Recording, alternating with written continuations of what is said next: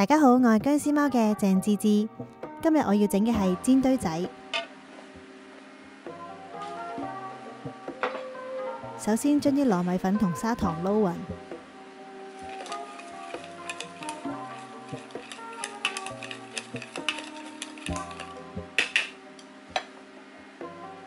然後將啲暖水加埋入去。如果啲水太熱嘅話，會淥熟啲粉㗎，所以啲水係微微暖。我哋用筷子將啲水同埋糯米粉攪勻佢先。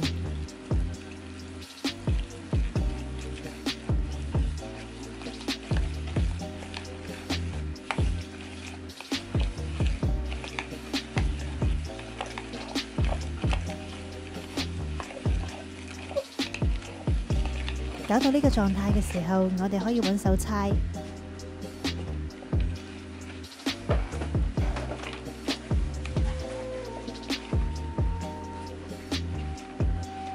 你會見到側邊仲有好多乾粉啦，咁呢你就要繼續搓喎，搓到粉團入邊嘅水分呢，將側邊嘅乾粉都吸收為止。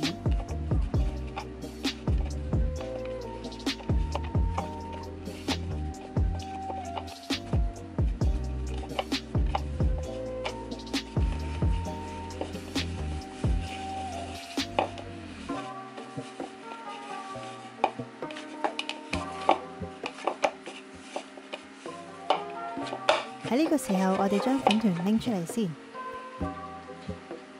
然後再揾手用力搓，確保啲糯米粉完全吸收晒啲水分。用手指按壓粉團嘅時候，佢會維持咗按壓嗰個形狀，咁就啱㗎喇。然後再揾手用力搓。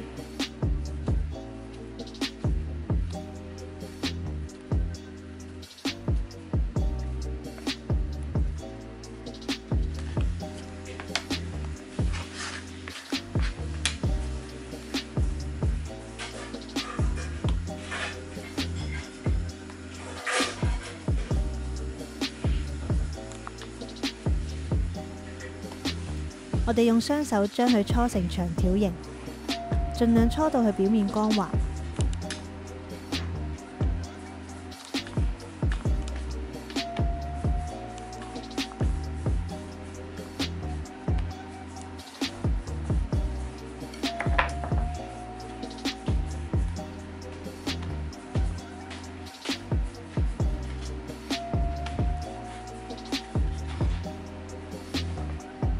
然後我哋就可以將佢平均切成10份啦。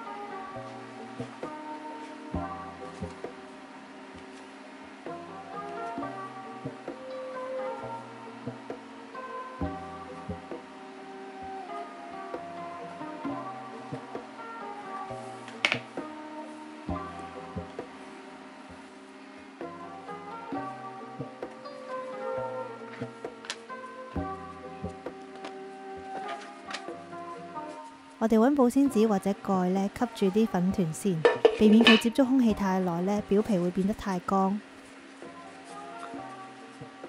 然後我哋就將粉團搓成圓形。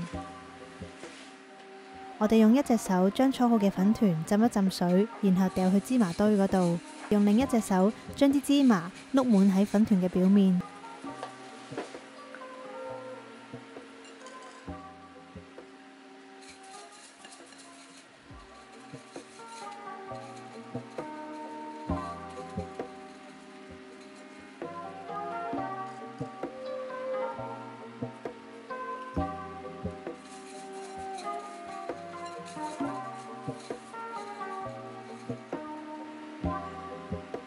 然後就可以開火。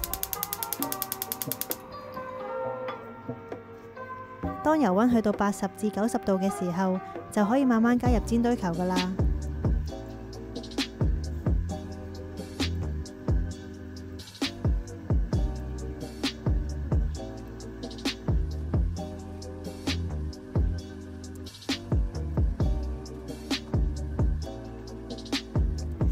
然後我哋較細火，等佢慢慢浸5分鐘。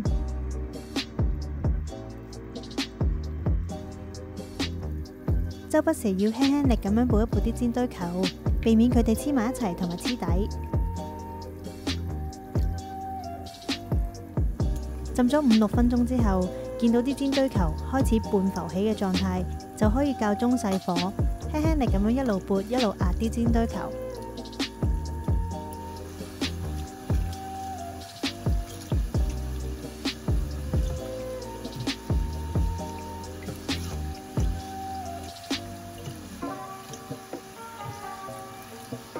你會見到啲煎堆球慢慢膨脹緊，開始浮晒喺面嘅時候，可以用力啲按壓佢哋，令到佢哋膨脹得更加大。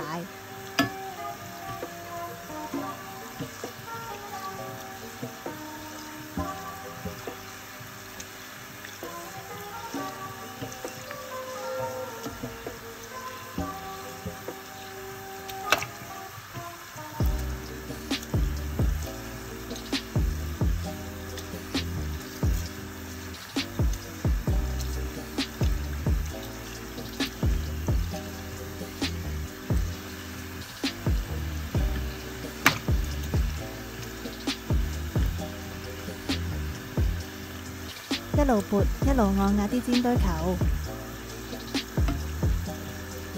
按壓完一輪之後，就可以用琉璃嘅底部喺煎堆球上邊不斷打圈，令到佢哋嘅形狀更加圓。呢一套動作重複幾次，然後我哋可以開中大火，將煎堆球炸至金黃色，咁就可以撈起㗎喇。撈起嘅時候記住唔好熄火住喎，如果唔係啲煎堆會吸返啲油㗎。撈起晒之後就可以熄火啦，又香脆又煙韌嘅煎堆仔咁樣就完成噶啦。你哋都試下整啊！